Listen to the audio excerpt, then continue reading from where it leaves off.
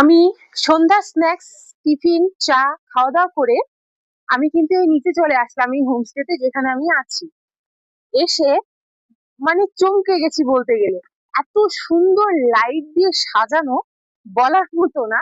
অ্যাম্বিয়েন্সটা তো খুবই সুন্দর লাগছে। চারিদিকে বেশ ওপরের দিকে কিছু লাইট দেখা যাচ্ছে, ছোট ছোট লাইট।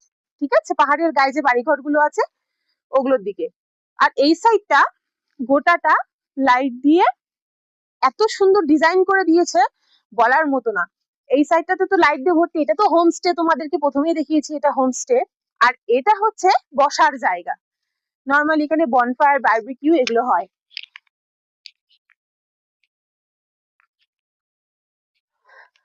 আর এখানে আমাদের দাদা কিন্তু আগুন জ্বালিয়ে দিয়েছে, কারণ প্রচন্ড ঠান্ডা, প্রচন্ড ঠান্ডা।